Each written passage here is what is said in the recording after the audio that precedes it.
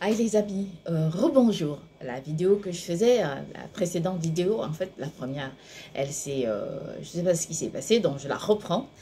Donc j'étais en train de dire que aujourd'hui j'ai décidé de faire une vidéo avec mes cheveux naturels parce que, comme je dis souvent dans mes vidéos, vous m'avez vu en brune, en blonde, avec des cheveux longs, pas longs, ainsi de suite. Mais c'est parce que je pense que les femmes doivent défendre, en fait, en tant que femme, vous savez, je ne suis pas du tout féministe, c'est pas ce genre, non, pas du tout, moi je suis une femme et c'est tout, dans sa parfaite position de femme, dans ce que je suis, dans comment je suis, et donc moi, je ne suis pas du tout féministe, parce que c'est un concept pour moi qui ne me permet pas, en fait, du moins le féminisme, dans le concept tel qu'il est présenté aujourd'hui, c'est un concept pour moi auquel je n'adhère pas complètement. Je ne dis pas que je rejette complètement l'idéologie, non, non, je ne pourrais pas, parce que de toutes les façons, quand on porte une position sociale, il y a des raisons, il y a des raisons qui sont très fondées et pour lesquelles il ne faut surtout pas rejeter. Donc, j'ai décidé de faire cette vidéo aujourd'hui, comme ça, avec mes cheveux naturels, parce que j'ai envie voilà, de me présenter telle que je suis, comme je vous dis, et surtout de dire aux femmes qu'elles ont cette capacité, voilà, d'être en complétude envers elles-mêmes. Vous savez, dans notre société occidentale, c'est une société dans laquelle les femmes, quand elles portent des extensions, elles ont honte qu'on ne voie leurs extensions ou encore des tissages. Les femmes africaines, d'origine africaine, elles ont plus cette liberté d'esprit pour porter des tissages. Et il y a certaines femmes qu'on ne voit jamais leurs cheveux. Elles ont toujours les cheveux couverts, elles sont... je parle des femmes africaines, elles ont toujours les cheveux, quand elles portent des tissages, elles portent toujours des tissages parce qu'elles ont peur qu'on ne voie vraiment leurs cheveux. Il fut un temps où j'étais comme ça, on ne voyait jamais mes cheveux. Les seules personnes qui pouvaient voir mes vrais cheveux, c'était mes véritables intimes. Et donc, comment dire, j'ai trouvé avec le temps qu'on a cette liberté et que les femmes doivent défendre cette liberté avec la plus haute des convictions, le fait de pouvoir être libre un jour de porter une perruque ou pas. C'est-à-dire, je regarde souvent des films africains et si vous les regardez dans ces films, les femmes africaines ont vraiment cette liberté d'esprit et pas dans tous les pays, hein, mais cette liberté, certaines femmes ont cette liberté d'esprit de porter une perruque très très longue un jour, un autre jour de faire un tissage qui est ultra, qui est médium, un autre jour de faire des cheveux très longs, ou en fait peu importe, ou encore de faire des cheveux, de porter leurs cheveux proprement naturels. Et donc moi j'ai trouvé que c'était très bien, et j'ai trouvé que c'était... Je pense que c'est une bonne chose pour une femme d'oser s'affirmer, être comme elle est, ce qu'elle veut être je sais pas, représenter ce qu'elle est exactement. Et c'est ça que, voilà, je ne défends pas, hein. Moi, c'est ma propre position et je pense que beaucoup de femmes peuvent se positionner aussi sur cette façon de voir pour vraiment se sentir libre. Et d'ailleurs, vous savez, comme je dis toujours, moi je ne suis pas du tout une féministe. Donc le fait de porter un regard sur ce que je fais, ce n'est pas parce que je me joins à un mouvement féministe, non du tout. Vous savez, je respecte ce mouvement qui a des raisons bien fondées d'exister. Et donc, pour moi, je pense que c'est ultra important de respecter les idées d'autres personnes, même si, finalement, on se pose des questions et on se demande si on adhère ou pas. Donc, pour ma part, en ce qui me concerne, moi, personnellement, je pense que une femme doit être libre, voilà, d'être comme elle est, comme elle doit être, et que les hommes doivent réussir à inculquer cela. Je pense hein, que c'est ultra important. En fait, bref, c'était pour dire ça. Et Et donc, je vais vous dire pourquoi je fais cette vidéo aujourd'hui. Je fais cette vidéo aujourd'hui pour parler de la fidélité. De la fidélité dans nos comportements, de la fidélité dans les couples. Je vais évoquer cette question parce que très souvent, et comme vous savez, moi je cite toujours la Bible pour commencer mes vidéos. Dans la Bible, la fidélité est inscrite comme étant un acte de loyauté envers Dieu. C'est-à-dire que, ça c'est sûr, c'est-à-dire que c'est un acte de loyauté. Et dans la vie active, c'est aussi un acte de loyauté. Lorsqu'on parle de la fidélité,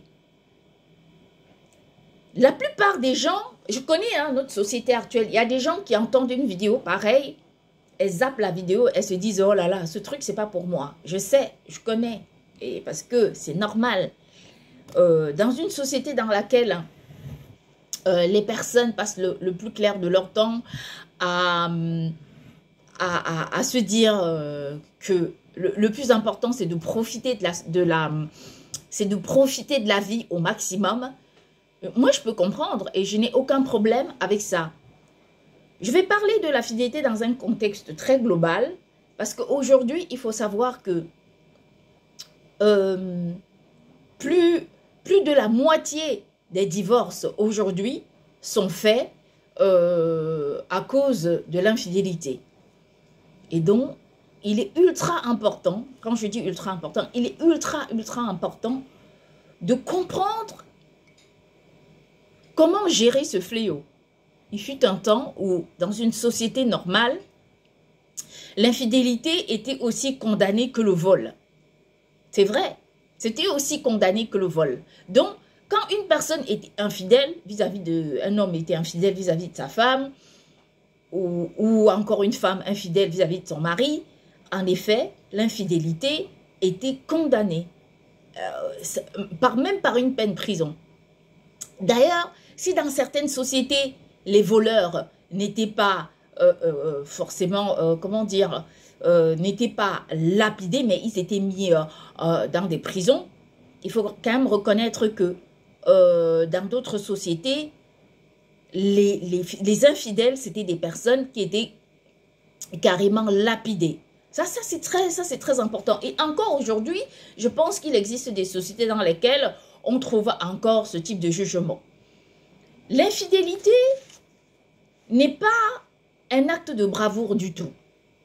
L'infidélité n'est pas un acte de rébellion. L'infidélité n'est pas un acte de contestation. L'infidélité, c'est simplement cet acte qui condamne une personne à une peine d'abord qui est tout à fait personnelle et ensuite à un dénigrement du soi. Vous savez, je vais vous dire une chose, et ça c'est ultra important, c'est quand on regarde combien de couples aujourd'hui se séparent à cause de l'infidélité, il faut mesurer, il faut peut-être, je pense, revoir un débat sur la question de l'infidélité au sein des sociétés modernes, non seulement pour protéger les couples, parce qu'en soi, les adultes peuvent se défendre en cas d'infidélité. Chaque personne, chaque adulte peut prendre position, mais aussi pour protéger d'abord les familles. La raison, elle est très simple.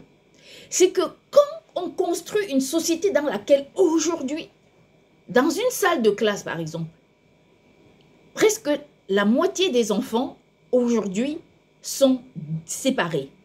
C'est-à-dire que dans une salle de classe, la plupart des enfants, non, je redis différemment, la plupart des enfants dans une classe aujourd'hui sont issus des parents divorcés. Et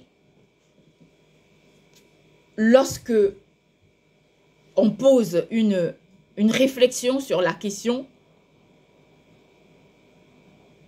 on a simplement envie de se dire que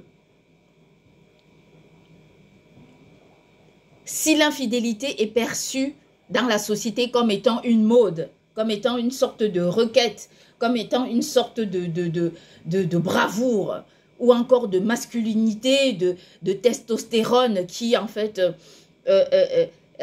montre son extravagance. Je crois que l'infidélité est loin d'être louable. Dans les sociétés religieuses, très souvent, l'infidélité n'est même pas un concept, ce n'est même pas à penser.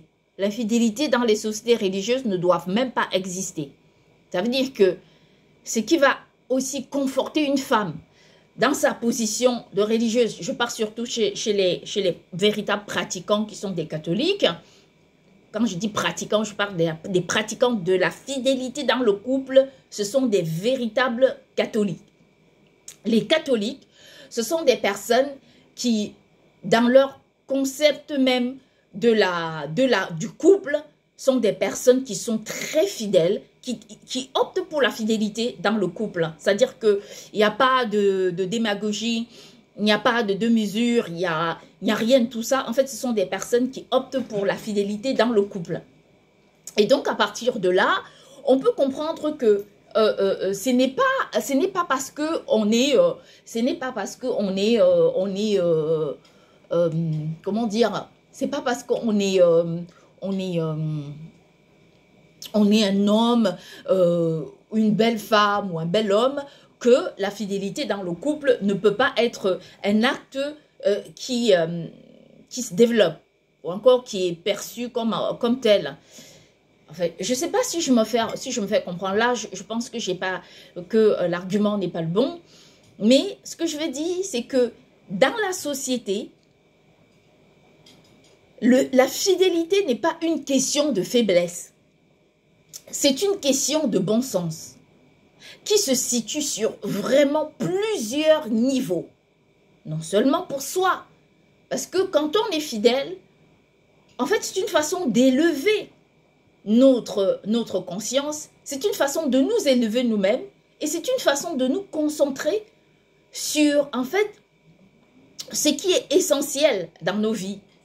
Par exemple, ça c'est un fait. Et de l'autre côté, la fidélité, c'est aussi cette réponse au respect qu'on a vis-à-vis de la personne qui est en face de nous. Voilà, c'est aussi ça, le respect de l'autre, l'acceptation de l'autre, de dire, ce n'est pas parce que je suis capable de faire que je dois le faire, ce n'est pas parce que je peux que je le fais, parce que la fidélité, ce n'est pas un pacte, c'est une responsabilité, ce n'est pas une obligation, mais c'est une responsabilité de bon sens. Si dans les sociétés religieuses, la fidélité est un acte obligatoire et en ce moment-là, la fidélité est protégée par la parole même divine. Dans les sociétés laïques ou païennes, la fidélité, elle est considérée tout simplement comme un acte de détresse morale. Voilà, les gens considèrent que ce mot, on ne veut même pas l'entendre, parce que c'est un mot pour nous qui ne sonne pas juste. Comment est-ce qu'on peut dire qu'un être humain soit fidèle? Mais ça existe la fidélité, parce que quand je vous dis, je le sais. Souvent quand je vous parle, je prends souvent des cas sur moi, et très souvent les gens me disent, ah oui, bon, elle prend des exemples sur elle, oui, mais c'est tout simplement parce que dans ma vie, je suis passée par plusieurs, comment dire, je suis passée par plusieurs niveaux, par plusieurs, je vais dire, plusieurs catégories de relationnels. Il m'est arrivé dans ma vie de tromper la personne avec qui j'étais. Cela m'est arrivé. C'est regrettable, c'est très regrettable, mais malheureusement, ça nous arrive. C'est vrai que moi, dans mon contexte, je n'ai jamais été la première à le faire. C'est ça qui est fou. C'est-à-dire que je n'ai jamais été la première à faire ça. C'est-à-dire que à chaque fois, ça a été la réplique. C'est-à-dire, tu me trompes, alors je te prouve que je peux te tromper. Moi, ça a été toujours comme ça. C'est un truc pour moi qui est comme une sorte de défense, de self-défense qui fait que je dise... Ah oui, oui, non, mais puisque tu me trompes, alors tu verras, moi, je vais te tromper. Ça, il est juste hors de question que je puisse accepter cela. Et je ne sais pas quoi dire, mais c'est très, très... c'est ma façon de faire. Voilà, je ne suis pas une personne qui provoque des gens. Je suis une personne qui suis toujours dans cette quête de la réponse. Ça ne m'intéresse pas d'aller provoquer une personne. En réalité, ce n'est pas important pour moi. Je ne vais pas m'attarder dessus. Ce que je voulais dire en ce qui concerne la fidélité, c'est que en réalité, quand on est une personne fidèle, on construit une meilleure société autour de soi. Ça, c'est aussi la force de la fidélité. C'est aussi la force de la fidélité. Parce que on inculque les meilleures valeurs autour de soi. On incite les gens qui sont autour de nous à nous ressembler, à faire comme nous et à construire une société dans laquelle les personnes se sont protégées. Parce que je dois vous dire une chose, c'est que quand on construit une société qui est basée sur l'infidélité et qu'on pense que le voleur doit être mieux condamné que le bandit, peu importe, en effet, on se dit que on fait ce qui est bien parce que finalement, ce sont deux adultes consentants qui acceptent de pratiquer une relation. Ça, c'est perçu comme ça. Mais dans les dogmes religieux, en fait, l'infidélité est condamnable jusqu'à preuve du contraire. C'est-à-dire que c'est un acte qui est aussi condamnable tel que le vol, tel que un meurtre, tel que n'importe quel autre acte. Et donc, ce qui est ultra important, c'est de parvenir à comprendre que les personnes fidèles ne sont pas des personnes idiotes. Les personnes fidèles ne sont pas des personnes qui ne savent pas comment faire. Si il faut compter le nombre de personnes qui tous les jours nous courtisent dans la rue, on ne peut plus en compter. Il y en a tellement qu'à un moment donné, on se dirait simplement, oh là là, mais dis donc, quand je dis ne plus en compter, c'est pas forcément parce qu'on trouve exactement la personne qu'il faut, non.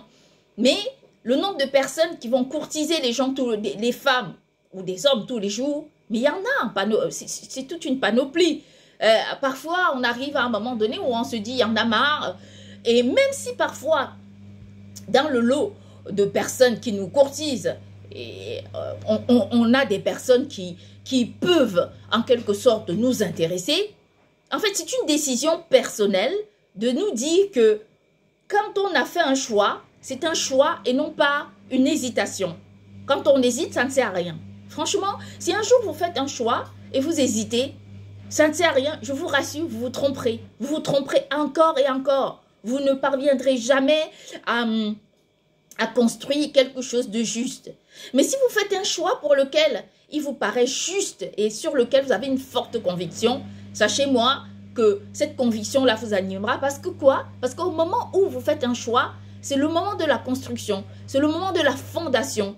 C'est le moment même où vous vous dites que c'est l'instant même où vous êtes en accord envers vous-même, envers ce que vous êtes, envers ce que vous représentez. Et c'est ça qui est beau. Quand on parle de la fidélité en tant que protection sociale, ce n'est pas parce qu'on ne peut pas, mais c'est parce que aussi, autant le vol fait mal, autant le vol, quand quelqu'un vient chez une personne, par exemple, voler quelque chose, ça lui fait mal, parce que c'est un manque. On peut compenser quelque chose qu'une autre personne vole, mais il est impossible de compenser l'amour. C'est ça la réalité. Il est impossible de compenser l'amour qu'une personne nous vole, de compenser le sentiment qu'une personne nous vole.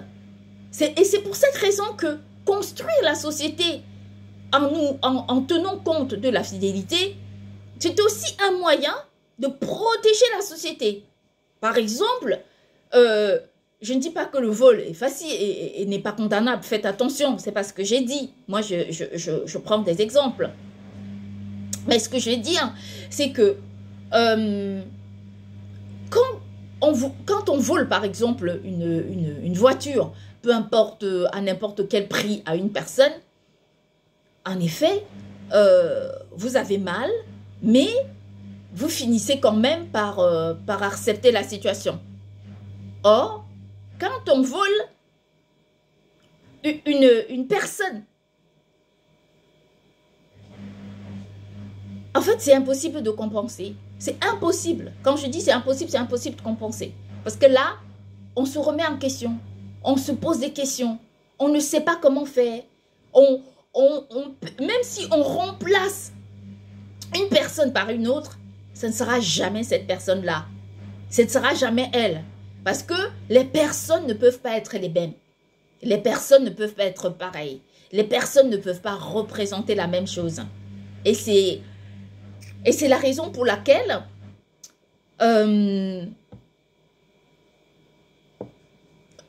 la fidélité n'est pas un acte banal. Moi, je connais des hommes qui ont été fidèles durant toute leur relation. La raison, c'est quoi? C'est que ces personnes qui recherchent la fidélité ne sont pas celles qui se sentent inférieures à une femme ou encore qui se laissent faire.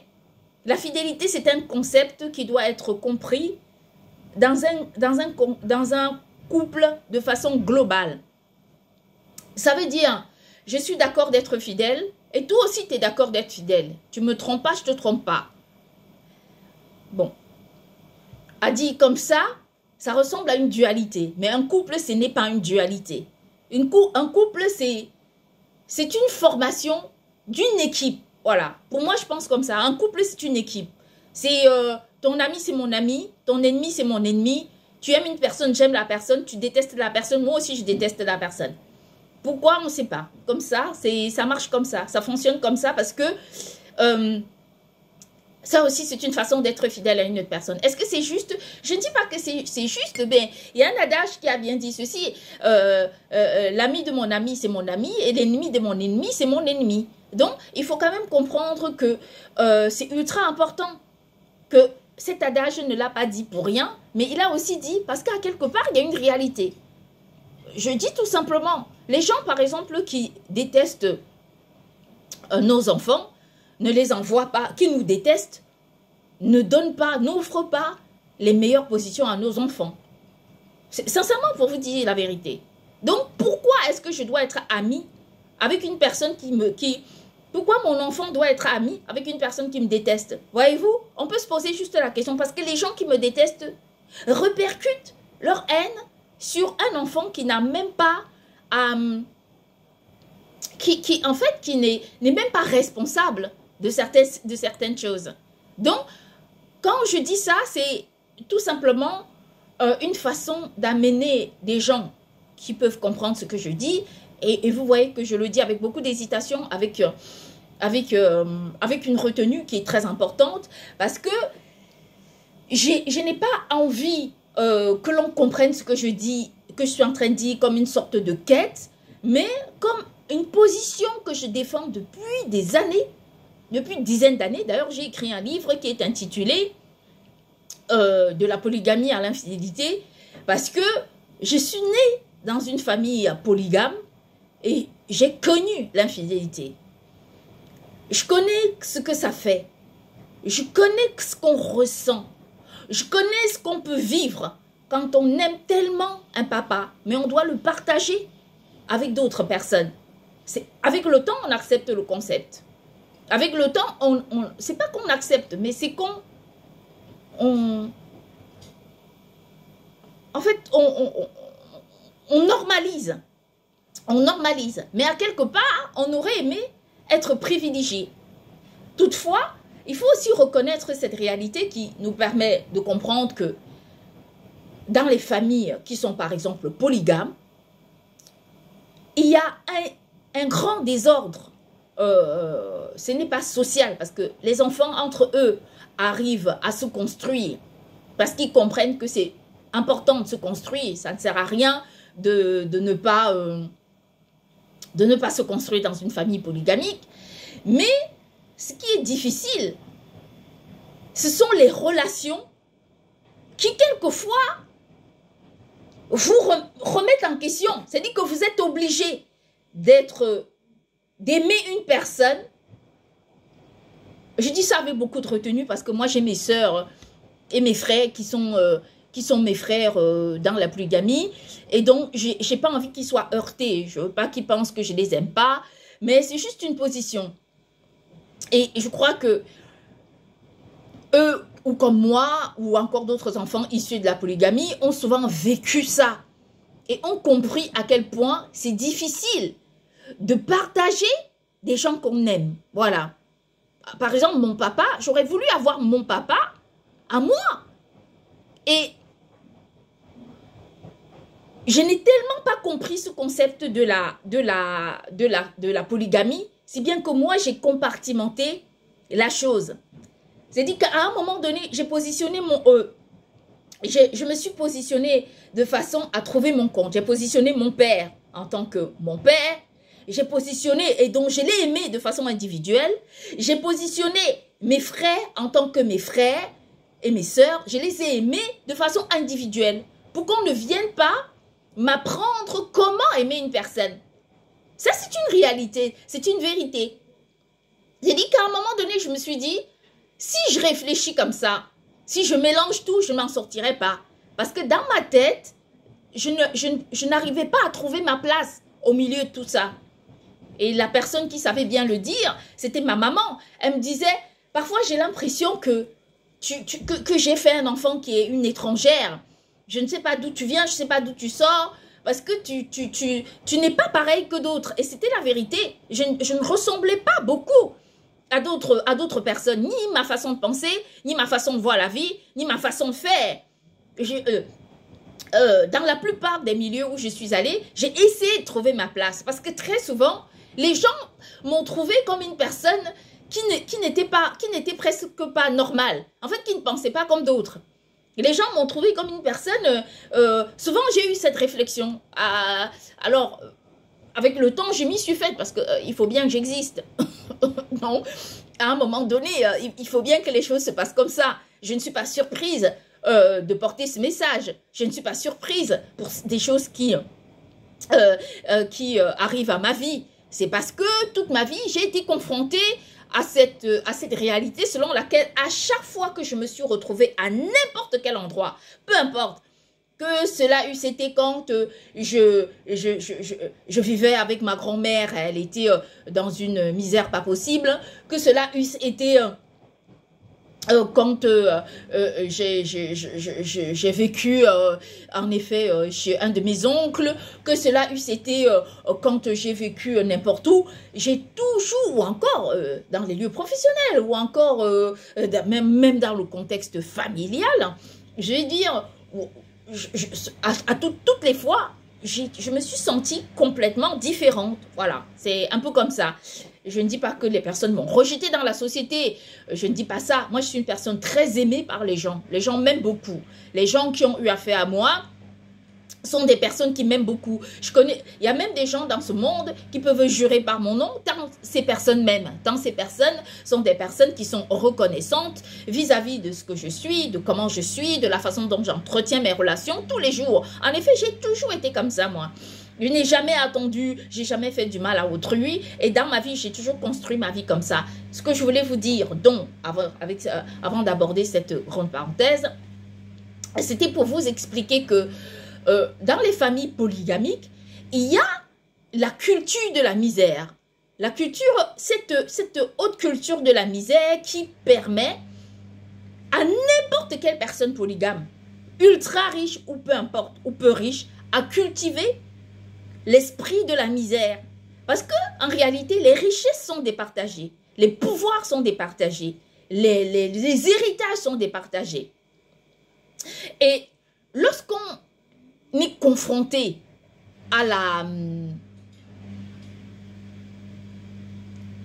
Lorsqu'on est confronté à la...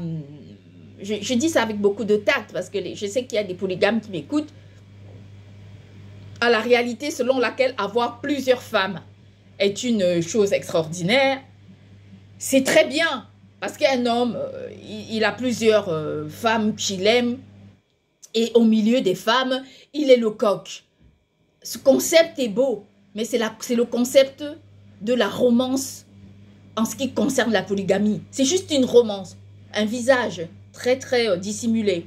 Une sorte de peinture qui n'a pas d'explication ou d'intonation. Ça, c'est une réalité. Parce que j'ai fait une enquête sur la polygamie. J'ai étudié les rouages de la polygamie. J'ai interrogé les polygames. À chaque fois, je suis tombée exactement sur la même réponse. En effet, il n'y a de profit dans la polygamie. Il n'y a pas de profit. Parce que les polygames, en fait, sont des personnes qui sont malheureux. Ce sont des personnes qui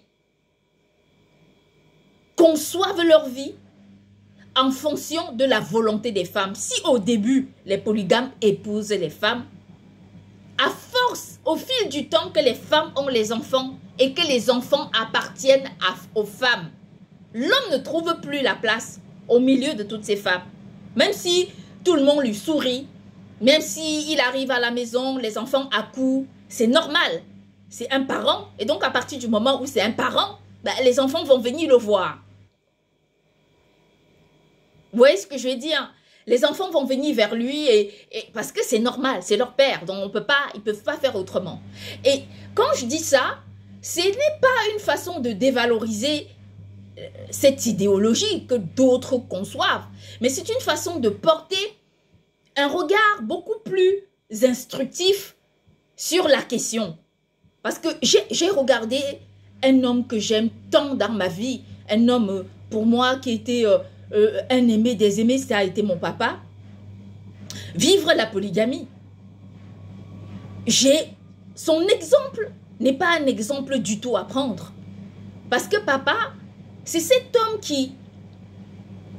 Beaucoup de personnes ont vu les photos de mon papa sur Internet. C'était un homme très distingué, très... je ne vais pas m'attarder sur la question parce que ça me fait mal d'en parler. Mais c'était un homme qui avait besoin d'être en accord envers lui-même. La dispersion de son être ne lui a pas permis de trouver la place qu'il fallait pour mener sa vie comme il entendait, pour devenir l'orchestre même, le chef d'orchestre de sa propre existence. Le fait même de se départager, ça l'a éloigné de ce qu'il était, de l'ingéniosité qu'il revêtait et qu'il était capable de partager au monde entier. Parce que si papa était resté monogame, en réalité, il aurait concentré sa force pour développer le monde autour de lui. Ça, c'est ultra important. Je prends l'exemple sur mon papa. Et s'il avait été là, il aurait dit, c'est vrai. Il aurait dit que c'est la vérité. Mon père a spolié sa vie, a travaillé pour les femmes, a existé pour les femmes, à défendre ce qu'il avait organisé. Ça, c'est la réalité. Mon papa, c'est quelqu'un qui, au lieu de trouver sa place dans la société en tant qu'être qui existe, il s'est confronté sa vie durant avec les femmes qu'il avait épousées, avec les femmes qui faisaient partie de sa vie, celles qu'il aimait un jour si elle voulait, celle qui le trompait si elle en avait envie. Et ce qui est incroyable avec papa, c'est que lui,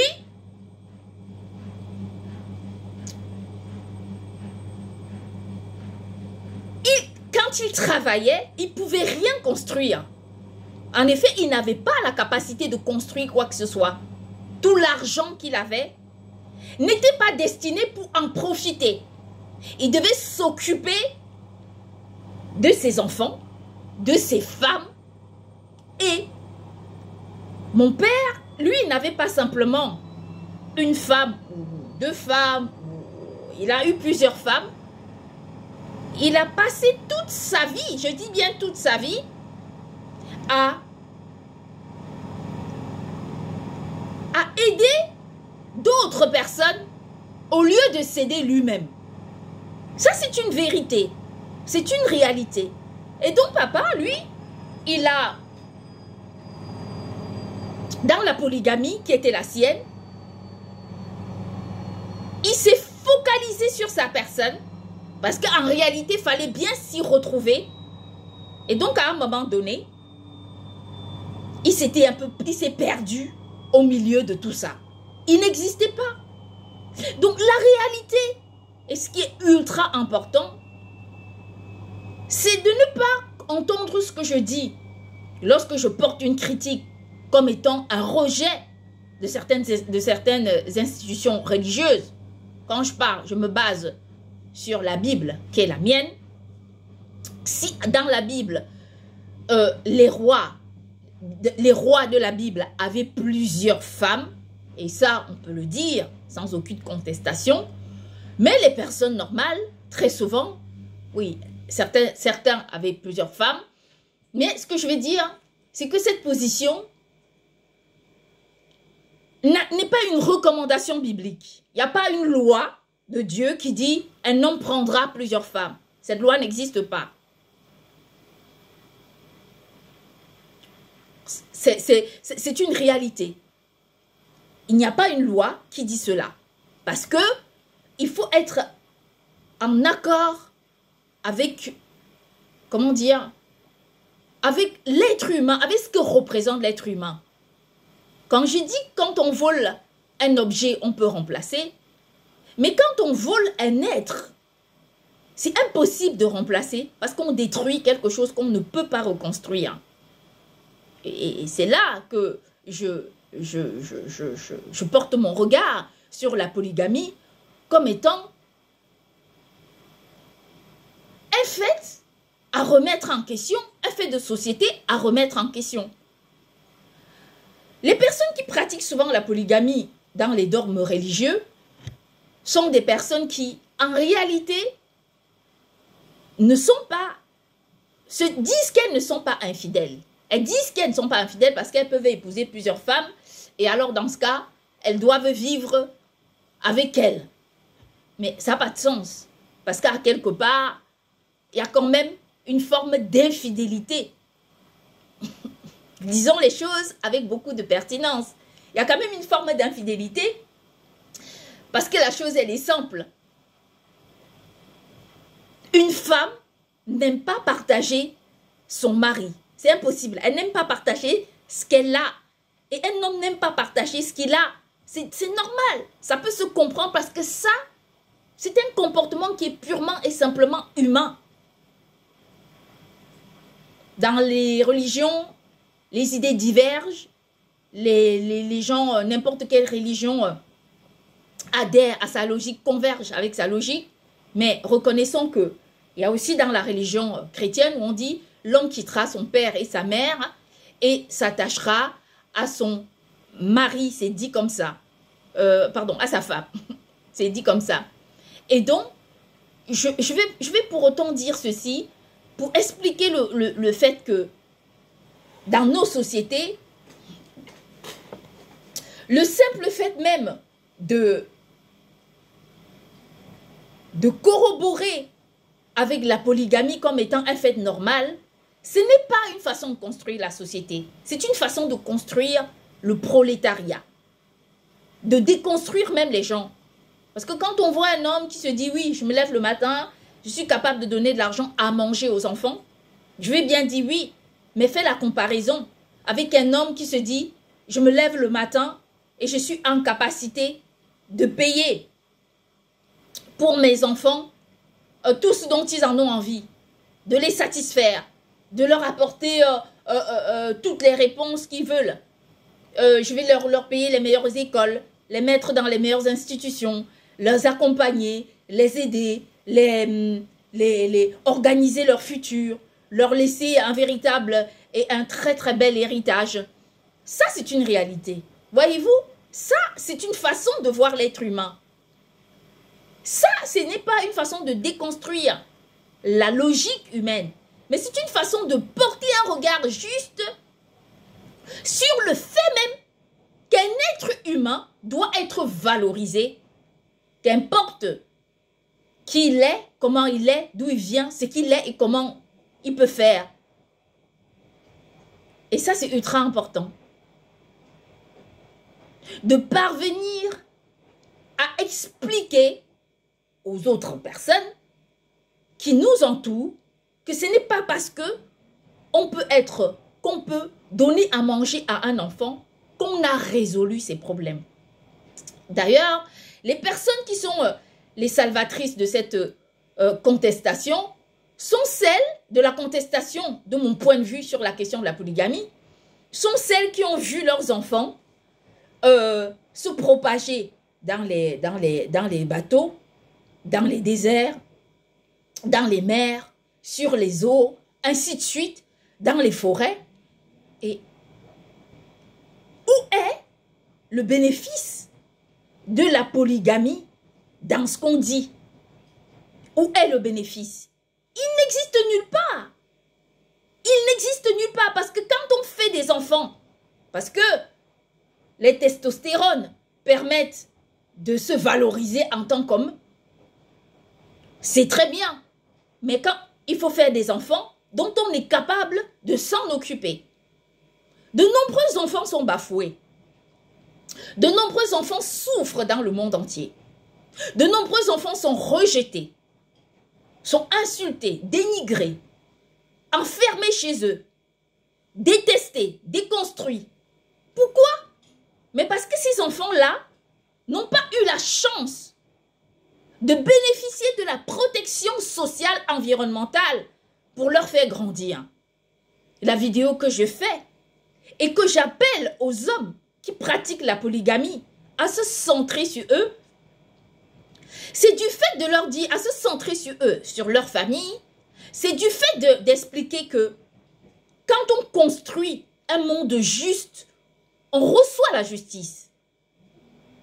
Parce que lorsque je prends mon exemple aujourd'hui, je réalise que si mon papa, que j'aime tant, d'où je suis issue de son premier mariage,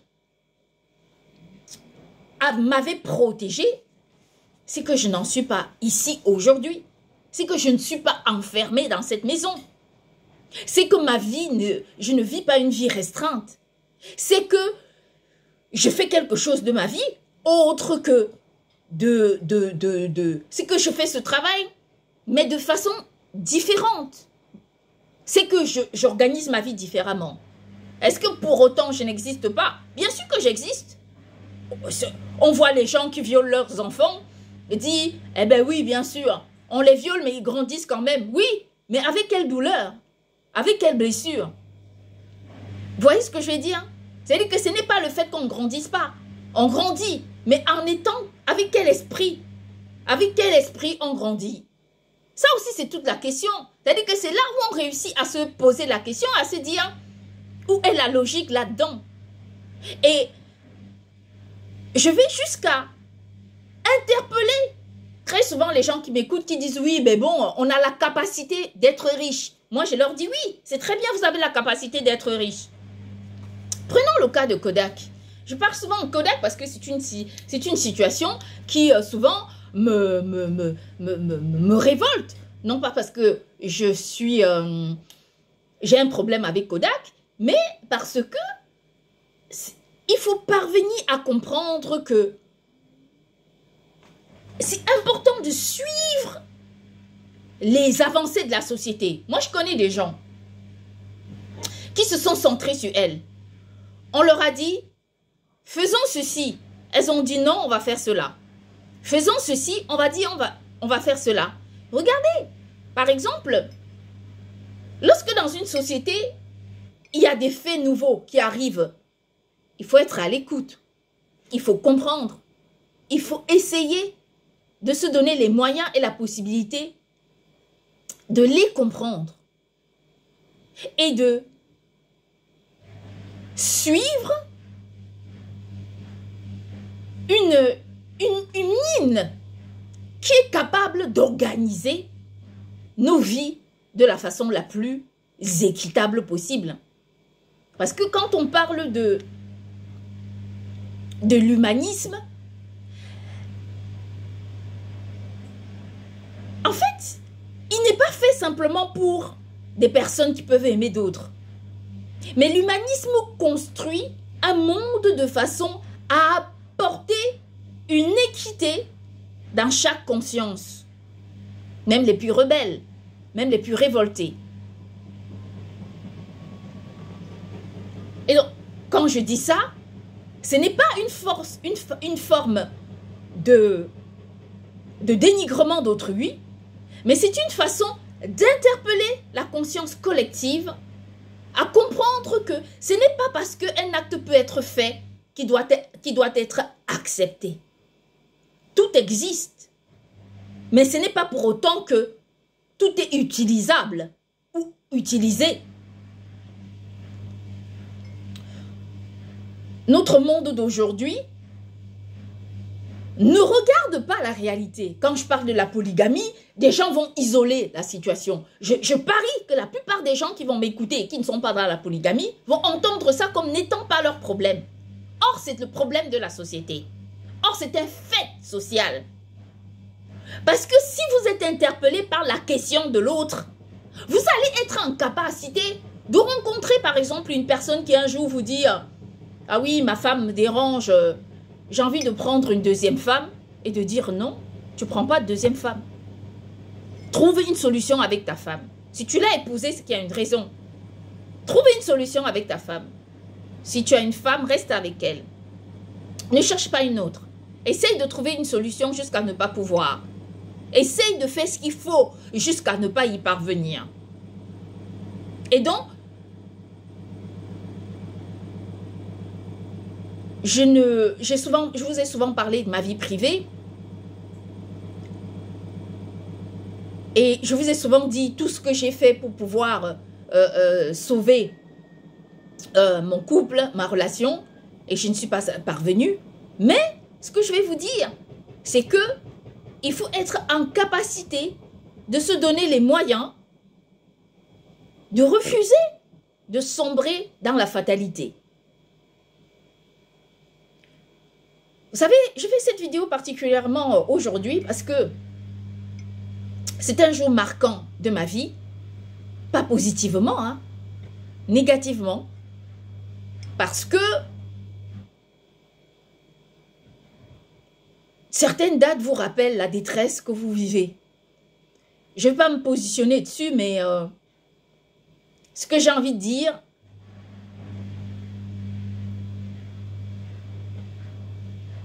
c'est quand on interpelle la polygamie et l'infidélité au sein de la société, ce n'est pas simplement pour nuire aux gens, mais c'est pour leur dire aussi que si dans un sens, une femme qui vit dans une polygamie ne peut pas vous tromper, alors pourquoi vous devez être dans la polygamie? C'est ça la réalité.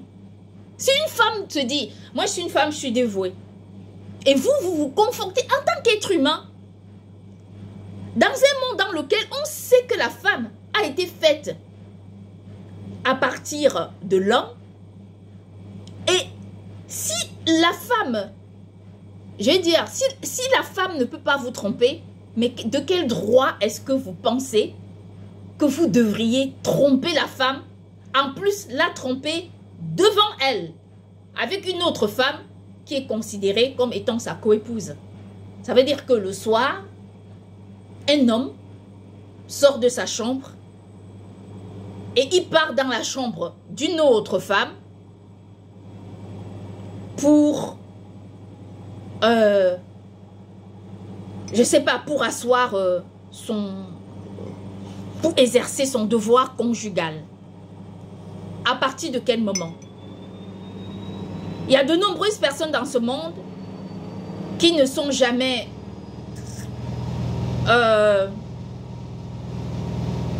En fait, ce que je voulais dire, c'est pas jamais, non, c'est pas le mot, mais il y a de nombreuses personnes dans ce monde qui, très souvent,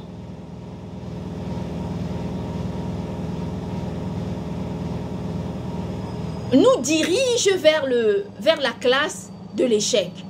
Parce qu'on fait ci, alors on est assujetti à ça, parce qu'on fait comme ça, on a telle autre réponse. Mais je vais leur dire que le plus important, ce n'est pas de nous asseoir dans une classe quelconque, mais c'est de parvenir à comprendre tout l'intérêt, de regarder la société avec une certaine empathie.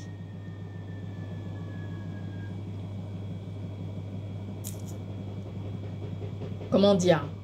Si j'ai interpellé la question de la polygamie, c'était aussi pour parler de l'infidélité. Parce que les deux vont de pair. Comme je les appelle, ce sont des cousines, ce sont des féministes qui ont exactement le pouvoir de détruire, de déstabiliser, de déconstruire. Parce que l'infidélité déconstruit toute une vie, toute une famille. Ça crée des douleurs, des blessures à vie, des détresses sans fin. Et la plupart du temps, l'infidélité est considérée comme un acte de bravoure. Mais c'est tout sauf un acte de bravoure. C'est tout sauf un acte d'excellence. C'est tout sauf un acte de perfection. L'infidélité ne doit pas être perçue comme telle. Ce qui est important, c'est de se dire que quel est le monde autour de nous que nous voulons construire? Pourquoi? Voler, c'est mauvais. Et l'infidélité, c'est quoi? Ça aussi, c'est vrai. Parce que quand on pratique l'infidélité, on enseigne autour de nous qu'il faut pratiquer l'infidélité. Or, ce n'est pas ce qu'il faut faire. Ce n'est en aucun cas ce qu'il faut faire. Ce qui est important, c'est de continuer la distribution d'un acte d'excellence autour de soi pour changer le regard d'autres. Et ainsi, autour de nous, on crée une chaîne de valeur ajoutée à nous-mêmes pour nous permettre de construire ainsi le monde en ayant posé notre pierre à l'édifice. Et ça, c'est tout simplement indiscutable. En quelque sorte, quand je vous dis ça, certaines personnes peuvent dire que je suis une personne qui conteste les choses. Mais je conteste quoi? Dites-moi en réalité. Je ne conteste rien du tout. Je mets une réalité sur un contexte qui est existentiel, que l'on n'a pas besoin de créer. L'infidélité crée des dégâts colossaux, oui. Et les enfants de maintenant que nous voyons, ce sont des enfants qui ont eu la chance de vivre dans une société de la critique. Et aujourd'hui, une société sur laquelle la haute critique s'estompe, on se retrouve en face d'une réalité qui doit organiser le monde dans une sorte de déconstruction. Et ça, ce n'est même pas discutable. Et ça, c'est incontestable. Et ça, personne ne peut venir me dire que je n'ai pas raison. On vit dans un laxisme pas possible. D'ici d'ici quelques décennies, les enfants qui vont vivre seront assujettis à quoi? Au banditisme, seront assujettis à l'infidélité, seront assujettis au laxisme, seront assujettis à la détresse, seront assujettis à la déconstruction, seront assujettis au dénigrement même d'un couple, seront assujettis à je sais pas moi, à toute autre forme de détresse, seront confrontés au désagrément de la vie, de cette vie en société, et ainsi, il serait impossible d'apporter des réponses cohérentes à la construction d'une société de sens. Donc, une personne pourrait venir me dire non. Mais ce que je vais leur dire, c'est que La réalité veut que le sursaut qu'on doit avoir sur la société ne soit pas simplement une question de « oh oui, d'acceptation ou de bien-être, ainsi de suite ». Non, que ce soit un sursaut global pour répondre aux grands défis de la construction de la société, mais de la responsabilité qui est la nôtre pour construire les générations à venir. Et ça, personne ne peut me dire le contraire. Et ça, c'est une réalité. C'est une vérité qui n'émane pas simplement de moi, mais d'une volonté divine. À partir du moment où les gens décident de comprendre que c'est facile de créer des laxismes, il faut aussi savoir que au moment de la construction, le travail est encore plus important parce que la création de tous les régimes qui divisent le monde organise les distanciations de logique, d'autant plus que nous vivons dans un monde dans lequel désormais la société n'est plus guidée, accompagnée par la logique constitutionnelle, institutionnelle et de la justice. Mais aujourd'hui, la société est organisée autour de plusieurs pôles qui gèrent la société par des mécanismes de domination.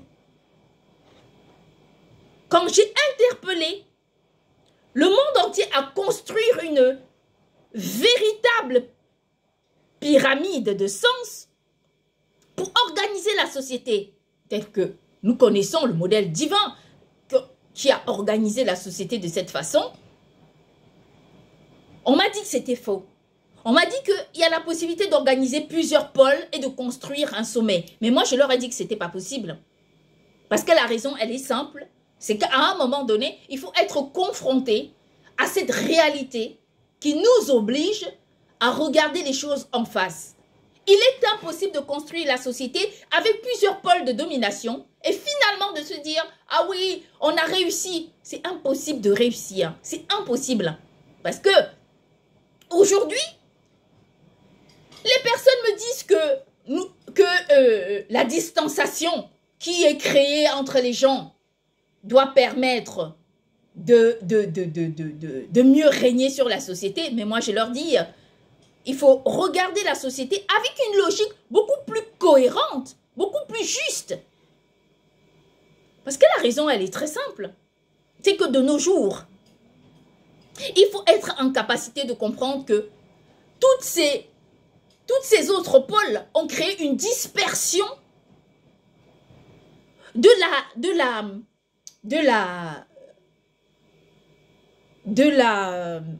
ne faut pas que je perde le mot, je ne vais pas dire n'importe lequel, j'ai des mots, mais justement, les mots ont un poids, les mots ont un sens, donc il ne faut pas dire n'importe quoi.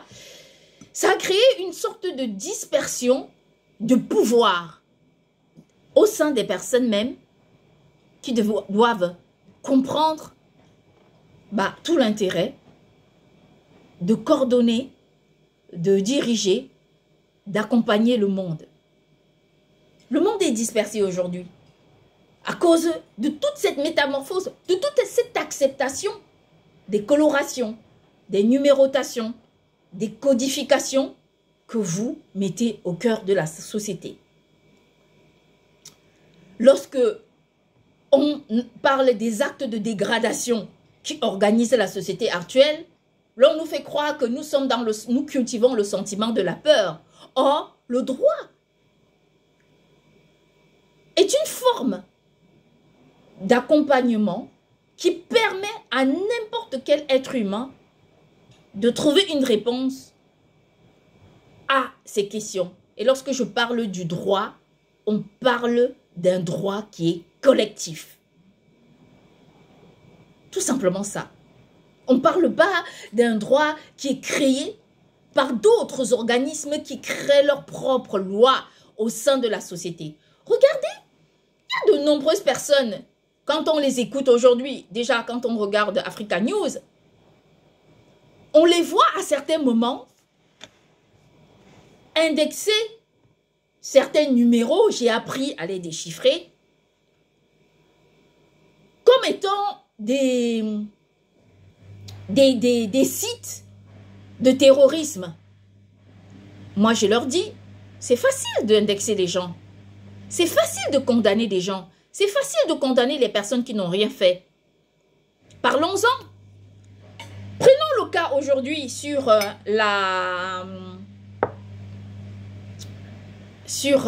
comment dire, sur l'histoire de la Palestine. Cela fait des années que la Palestine est bafouée, torturée, dominée. Or, la Palestine, elle, c'est un territoire qui a tout simplement besoin d'exister. Voyez-vous, ça c'est une réalité que nous devons être en même de comprendre. On parle, quel est le terroriste qui est venu déconstruire la Palestine, qui n'a pas voulu la stabilité de la Palestine? Bon, passons sur les faits. Lorsque nous avons pris ce projet, qu'est-ce qu'on a trouvé? Un monde complètement déconstruit, désorienté, qui ne ressemblait même pas à l'image d'un monde normal. Qu'est-ce que nous avons fait? Nous sommes mis au défi, au travail. On a travaillé. Avec le peu de moyens qu'on avait, nous avons fait comme on a pu. On s'en est rendu compte que, et quand je dis qu'on s'en est rendu compte, ce ne sont pas les terroristes que les gens créent aujourd'hui, que les gens inventent aujourd'hui, que les gens sont en train d'organiser aujourd'hui. On parle des terroristes quand nous avons pris le monde entier. Et donc, ces mêmes terroristes, les personnes dont on parle, qui avaient décidé d'acheter le monde, c'était lesquels terroristes en ce moment-là? On parlait desquels? Ceux qui retardaient des enfants, qui prenaient du travail à des enfants pour donner aux autres. Ceux qui avaient créé des privilèges inimaginables. C'était lesquels terroristes? Ceux qui avaient décidé d'organiser la tuerie des élites dans le monde. On parlait de quels terroristes là en ce moment-là? Les empoisonnements. C'est-à-dire que je me mets en colère. Je me mets en colère quand les gens connaissent la vérité et qu'elles essayent de faire comme si elles n'étaient pas au courant. Je me mets en colère quand on crée des terroristes qui ne le sont pas. Je me mets en colère quand on invente une sorte d'utopie, du romantisme, de la domination pour séquestrer une société au sein d'un malheur qui n'est pas conforme à l'identité humaine. Ça me révolte. Ça me révolte de protéger des gens qui, en fait, je ne vais pas dire ça. Ça me révolte de déconstruire des gens qui ne font rien ou encore qui se défendent pour protéger les gens qui ont toujours désorganisé la société. C'est un fait qui n'est pas logique. Je crois que dans la société, les gens doivent être désormais capables de se dire les vérités. Et moi, on va venir me dire aujourd'hui qu'il y a un nouveau groupe de terroristes qui est venu se créer dans le terrorisme. Ah ben, si la société se crée sur le terrorisme et les groupes ne font que s'agrandir, alors quelle est la société que nous allons recevoir un jour? Quelle est la société? Parce que quand nous avons commencé ce travail, on a été confrontés à une situation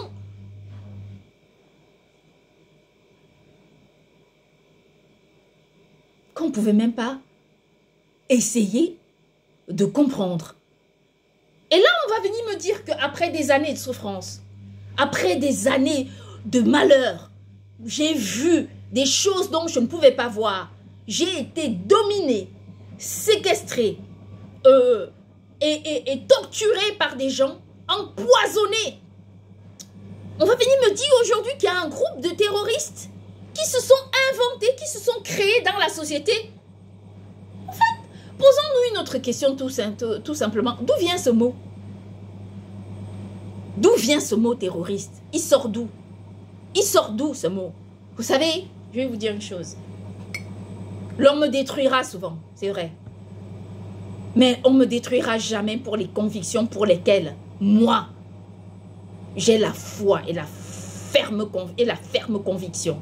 Parce que quelquefois, vous savez, on crée des manipulations dans nos vies pour nous détruire, pour faire comme on peut.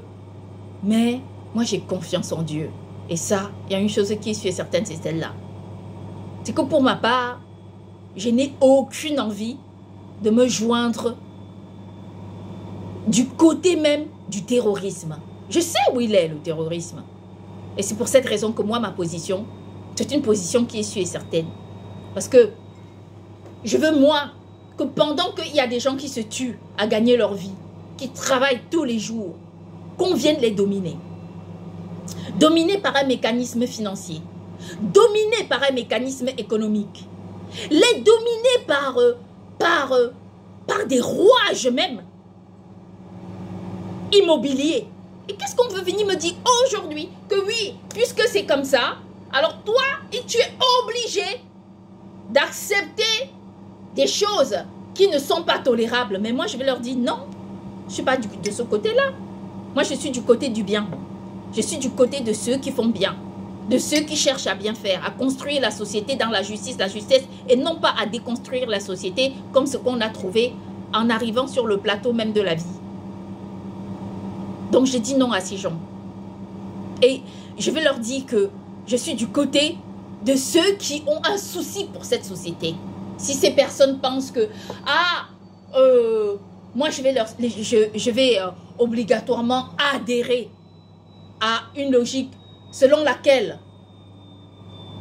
il faut déconstruire la société, moi, je vais leur dire que ce n'est pas le côté où je me penche, moi. Ce n'est pas de ce côté-là. Ça, c'est une vérité et c'est une réalité.